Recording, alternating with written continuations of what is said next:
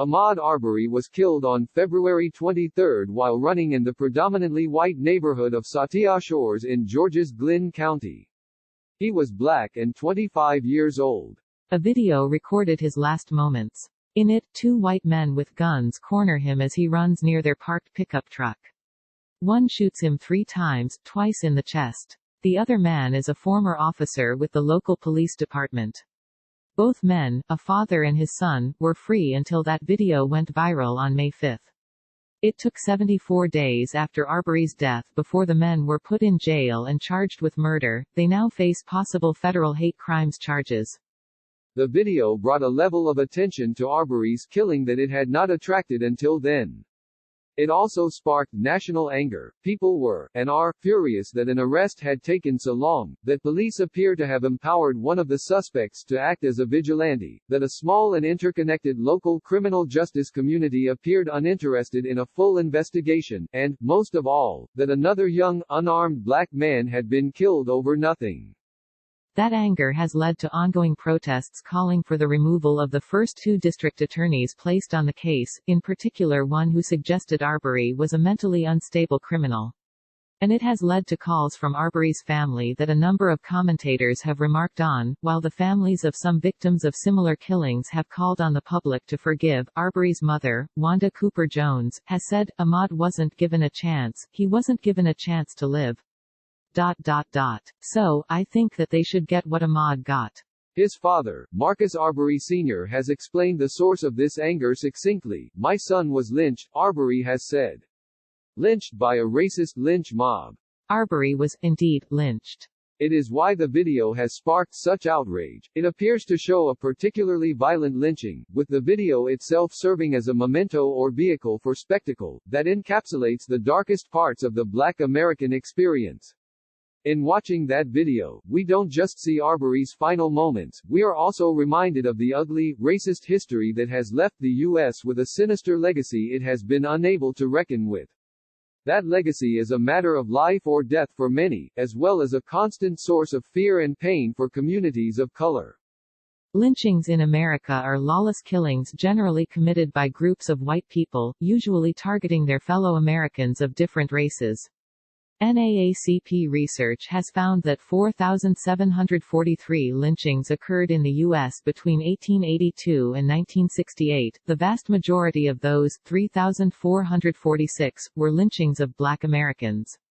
Many minority groups have faced lynchings, however, for instance, 15 Latin Americans were lynched in Texas one night in 1918, after being accused of being thieves. And a night of lynching in Los Angeles in 1871 saw 10% of that city's Chinese population at the time killed. Historically, lynchings were used to reinforce a system of control, and to prevent minorities from even thinking about enjoying their rights as U.S. citizens.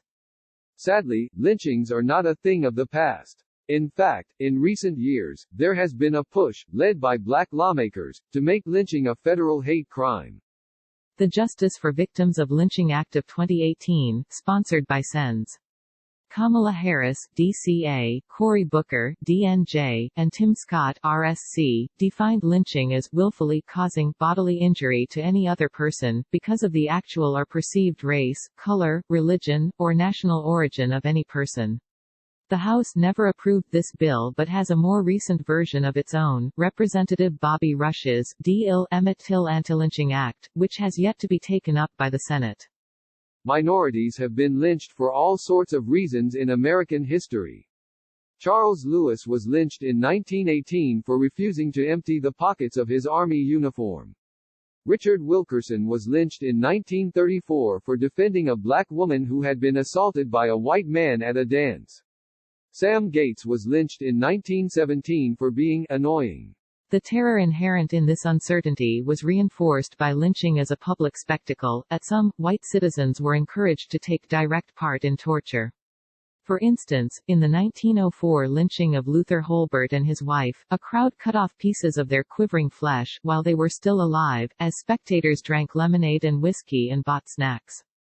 Pieces of lynched black bodies were also used souvenirs. In Arbery's home state of Georgia, Sam Hose, who was lynched in Noonan in 1899, had his heart, liver, and bones sold to spectators. Overall, Georgia has had a particularly high number of lynchings. Between 1880 and 1940, it came only second to Mississippi in the number of lynchings committed, according to an analysis by the Equal Justice Initiative. 3 of the 589 known lynchings that occurred during that span were committed in Glynn County. A study by the University of Georgia found, in 1891, Henry Jackson and Wesley Lewis, 2 black men accused of killing a shopkeeper, were taken from police custody by a group of 300 men and lynched. 3 years later, 100 men seized Robert Everts, a black man accused of rape, and lynched him. These cases reflect something that is true in many lynchings, a powerlessness, or even apathy, on the part of law enforcement, and an eagerness of individuals to carry out what they believe to be justice with their own hands. None of these Glynn County lynchings represent the sort of terrorism inherent in the lynchings of people like the Holberts. But they took place in a time in which terror lynchings formed a constant backdrop, normalizing the persecution of black people for existing and creating an atmosphere of terror for black Americans just trying to go about their daily lives. Arbery's killing took place amid a similar atmosphere, as newly released details remind us. And the inaction of his local law enforcement officials is in many ways reminiscent of those Glynn County offices' failure to control lynch mobs near the turn of the century. Arbery, known to his family and friends as a great athlete and a former high school football star, went for a run on February 23, one that took him through a predominantly white neighborhood near his home called Satilla Shores. He reportedly stopped along the way to look at a house under construction owned by a man named Larry English, and was caught, as a number of men, women, and children had been before him, on a surveillance camera. English has said he usually used a non-emergency number to report entrances to the police. The day Arbery was killed, however, 911 received multiple calls about a black man near the house who was also running through the neighborhood. As these calls were being made, the 2 men who have now been arrested in connection with Arbery's killing, Travis McMichael and his father, Gregory McMichael, a former police officer and district attorney investigator who had been stripped of his law enforcement certification after repeatedly failing to complete required training, saw Arbery running down his street. Gregory McMichael later told police he believed Arbery to be the person behind a number of burglaries, and called out to his son, saying, "Travis, the guy is running down the street, let's go." Travis McMichael says he was the victim of one of those burglaries, and Gregory McMichael reportedly had an interest in the ongoing trespassing happening on English's property as well. So much so that, according to the Atlanta Journal-Constitution, a member of the Glynn County Police Department told English in December to contact the elder McMichael, rather than the police, whenever his security system caught people on his property. Greg is retired law enforcement and also a retired investigator from the DA's office. Officer Robert Rash texted English, along with McMichael's phone number. He said please call him day or night when you get action on your camera. English's attorney has said her client did not contact McMichael the day of Arbery's death, or any other day. McMichael later told police he linked Arbery to the thefts based on a description of the person who burglarized his son. It's difficult to imagine that description not including ethnicity, a reality that has led many, including lawyers for Arbery's family, to suggest a series of 911 calls give the real impetus for McMichael's assessment. In one, the caller fails to explain why they've called 911 but does note, "There's a black male running down the street." The McMichaels armed themselves and chased after Arbery in their truck. They were joined in this pursuit by William Roddy Bryant, a neighbor who's now under investigation for his role in Arbery's killing. It was Bryant who took the viral video of Arbery's killing. According to civil rights attorney S. Lee Merritt, there is another version of the video that shows the men chasing Arbery with their vehicles that is more than 4 minutes long. The shorter, publicly available version, which Atlanta station WSB-TV reports Gregory McMichael's requested be leaked, believing it to be exculpatory, shows Arbery running away from Bryant's vehicle, toward a white truck that blocks part of the road. Travis McMichael stands by the driver's side door with a shotgun, his father in the truck's flatbed. Arbery can be seen trying to escape, then struggling with Travis McMichael as 2 shots are fired. After a third gunshot, Arbery falls to the ground, his white shirt red with blood. When police arrived, Arbery was dead. They took a statement from Gregory McMichaels, reviewed Bryant's video, and then everyone went home. Eventually, the video was broadcast around the world and watched millions of times online, fostering a modern-day version of those earlier lynchings in which audiences participated in the spectacle. Until May, investigations into what happened were limited. The first district attorney assigned to the case recused herself, as Gregory McMichaels worked for her. In a letter, the second DA, George Barnhill, suggested Arbery had mental health issues, highlighted Arbery's past interactions with law enforcement, and argued the McMichaels were in their rights to kill Arbery based on Georgia's open carry and stand your ground laws. He also claimed, without evidence, that Arbery initiated the fight and had an apparent aggressive nature. Barnhill recused himself after Arbery's mother pointed out his son worked in the office of the 1st District Attorney alongside Gregory McMichaels. As he withdrew, Barnhill noted that his son and Gregory had also worked on a previous prosecution of Arbery. On the day the video of Arbery's killing went viral, the state of Georgia took over the case, and the McMichaels were arrested 2 days later. The Department of Justice then began reviewing local authorities' delay in making an arrest, and weighing hate crimes charges. A 4th district attorney was named, who has said she is considering pushing for the death penalty. A 5th judge was put in charge of the case after 4 judges with ties to Glynn County recused themselves, and a bond hearing is expected soon. The newest district attorney has said she plans to push for no bond to be offered. Amid these rapid developments, there have been a number of protests, many of which have called for the removal of the first 2 district attorneys, a call that has been echoed by several state lawmakers. How the case was originally handled reveals the limits of a justice system often willing to give some, be they members of a lynch mob, former law enforcement officials, or both, the benefit of the doubt. It seemed all but impossible for a serious and rigorous investigation into Arbery's death to be carried out by those with ties to Gregory McMichael, particularly considering Barnhill's attempt to cast a black man out for a jog as aggressive. In this sort of system, it seems inevitable that black people will be needlessly harmed and arbitrarily criminalized. No evidence has been reported that Arbery was burglarizing the area. The McMichaels allegedly saw Arbery, armed themselves, chased him down, trapped him, and shot him. The police, like the officers in earlier lynchings, did not arrest them. In fact, they'd empowered Gregory McMichael to take the law into his own hands, as evidenced by the text messages. The district attorneys initially assigned to the case knew the McMichaels, and were part of their circles. The first had employed Gregory, and the second defended the actions of father and son. Lynchings do not require evidence. Guilt is presumed based on appearance. It is important to note that Gregory McMichaels has claimed he never would have gone after someone for their color. But he has also said Arbery matched the thief's description. It's not clear if Arbery was of the same height or weight as the suspected burglar, but he was very clearly a black man.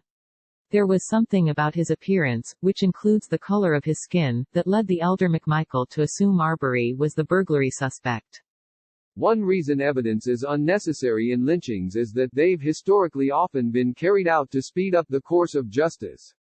Henry Jackson and Wesley Lewis, the 2 black men lynched in Glynn County, had both confessed to murder. They were in police custody and presumably would have faced legal consequences if proclaimed guilty. But a lynch mob refused to wait for the criminal justice system to do its work.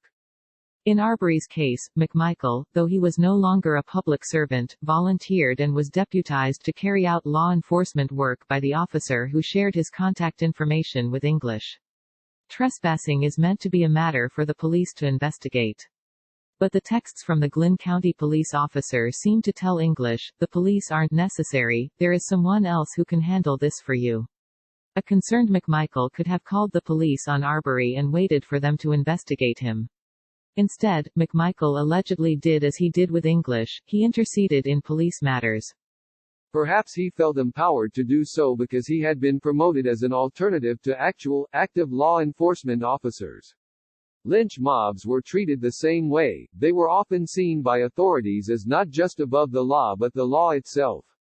This is why the lynching of people of color rarely brought consequences, and was sometimes even considered cause for celebration. A lynch mob's judgment was usually considered final. Rarely were its members investigated or prosecuted. This created an assumed impunity that allowed people to lynch others with assurance. Their decision to kill a fellow citizen was as good as a court's verdict. After they were done, a criminal was dead, and the case was closed. And until the 3rd District Attorney joined the case, this was how Arbery's killing seemed set to play out. After Arbery was killed, Bryan and the McMichaels went back to their families, had their actions endorsed by a criminal justice official, and it appeared to be that the McMichaels have now been arrested, but even if they face legal consequences, that does not change the fact that Arbery, a black man, was chased through the streets by armed white men, shot, and killed. That is, in its simplest form, a lynching. And regardless of the final outcome of the investigation into the McMichaels, it is important to remember that lynchings were often used as a method of control and to protect a certain way of life. Looking narrowly, the killing immediately reduced the already small number of black people in Satilla Shores by 1, but broadly, it also increased ambient existential fears, which have haunted black Americans since the early lynchings following emancipation. February 23 was not even the first time Arbery was forced to face those fears. Body cam footage from 2017 recently released by The Guardian shows Arbery being questioned by police officers about why he was sitting in his car near a park. He tells them he was sitting in nature, rapping to himself, enjoying rare time off. But they tell him he is suspicious, that he is in an area known for drug activity, and the officers become aggressive, all while saying that they are the ones afraid of him. As Arbery protests, an officer positions him against his car, and says, "I'm not searching you, I'm checking you for weapons," proceeding to conduct a search. No weapons are found, but as Arbery moves his hands toward his sides, an officer rushes to tase him. No one wants to be treated like this. No one wants to be chased and killed. No one wants to be lynched. But all of it happened to Arbery, and all of it feels as if it could happen to any black American, at any time, for any reason. It always could. Again, part of why lynchings were so successful as tools of control was because of their seeming randomness. So black people operated with care, lest they breach some invisible, arbitrary boundary. But no matter how hard one worked, no matter how fast one ran, there was still a chance they would be boxed in, nudged over that boundary, and killed for it. And that inevitability, that someone, perhaps you, would be lynched no matter what you did led to an atmosphere of fear, one that is echoed today. Arbery's fate is a reminder that black people can be killed for not just having candy or sitting or sleeping at home, but for running, too.